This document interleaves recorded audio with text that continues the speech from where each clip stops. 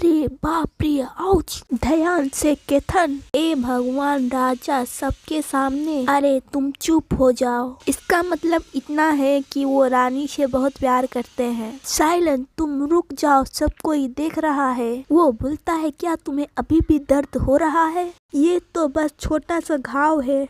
ऐसा लगता है कि खून बहना बंद हो गया है। और सावधान रहो, कहीं तुमको चोट ना लग जाए। और घाव भरने तक इसे बंद रखें। और साइलेंट, आपने इसे खून को बहने के लिए ऐसा किया, थैंक यू। भाई, आपको नहीं लगता है कि महारानी कुछ अजीब व्यवहार कर रही है? क्या तुम भी ऐसा सोचती हो लीडिया? हाँ भाई, वो पहले की तरह डरपोक नहीं है। आज उसने मेरी बात को ना मानने के लिए इनकार कर दिया। रानी दुनियावी मामलों में बेपरवाह लगती है, लेकिन वो हाल ही में बदल गई है, मेड लोग बोलती है। और मैंने कल्पना नहीं की थी कि महाराज और महारानी इतने करीब आ जाएंगे। यह सच है, मेरा दिल जोरों से धड़कने लगा है। लीडिया बोलती है, तुम्हारा मतलब क्या है? इससे पहले पड़ोसी राज में आए मामलों के सामने राजकुमार ने राजकुमारी की उंगली मुंह में डाली। खैर, उसे खून को बहने रोकने के लिए ऐसा किया था, लेकिन फिर भी। लीडिया बोलती है, झूठ मत बोलो, महाराज ऐसा बिल्कुल नहीं कर सकते। नहीं, ये झूठ नहीं है, महाराज और महारानी सच है।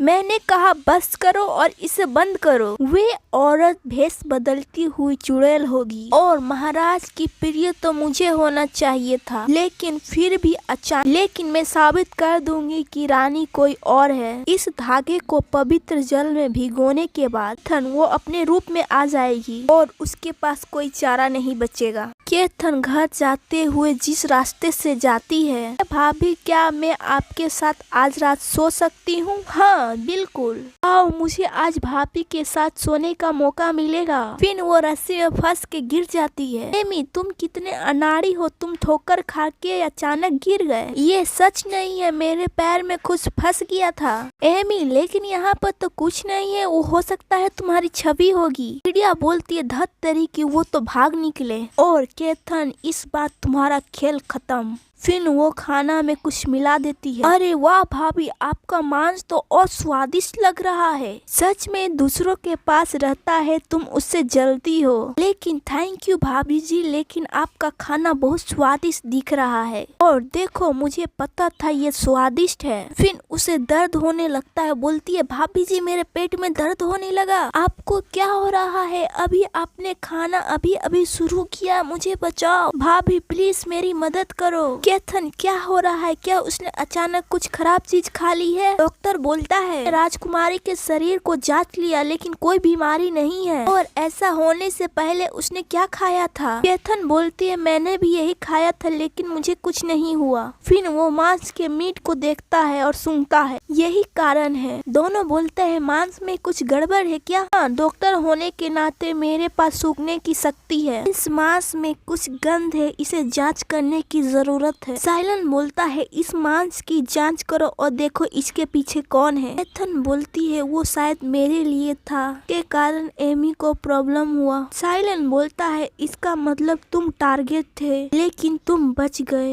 एमी बोलती है, भाभी जी, एमी, हम यहाँ है। क्या भाभी, मुझे श्राप दिया गया है? मेरी आंखें ठीक से खुल नहीं रही है और बहुत तकलीफ हो रहा है। यहाँ पर अंकुश को जल्दी से लेकर आओ। यहाँ रुको एमी, हम तुम्हारे साथ हैं। थैंक यू भाभी, आप दोनों खुश रहे और कभी ना लड़े। आप हमारे साथ बने रहिए एमी, जल्दी अंकुश आने वाला है, वो तुमको बचा लेगा। जब तक मैं हूँ तुम्हें कुछ नहीं होगा। भैया गुस्सा मत हो, अंकुश आ गए हैं। महाराज, एमी पर श्राप लगा हुआ है, तुम्हें एमी को बचाना होगा, नहीं तो अपने जान खतरे में डाल दोगे। महाराज, इसे दूर करने के लिए बस एक ही रास्ता है। मुझे नहीं पता कि महारानी अनुमति देगी या नहीं। ओह, क्या है? अगर हम महारानी के आंसू का इस्तेमाल करें तो वो जरूर ठीक हो जाएगी और ये अभिशाप को दूर कर सकते हैं। लेकिन लीडिया को आंसू विरासत में मिला है, लेकिन वो उसके अंदर सील है। वो बोलता है, अगर आपकी पीढ़ी दर पीढ़ी चलता आया है तो ये अनमोल है और इसको पाने के लिए कोई ना कोई तरीका तो होगा ही। लेकिन महाराज, वो लीडिया के शरीर में है और उसको हटाने के लिए उसकी सहायता चाहिए।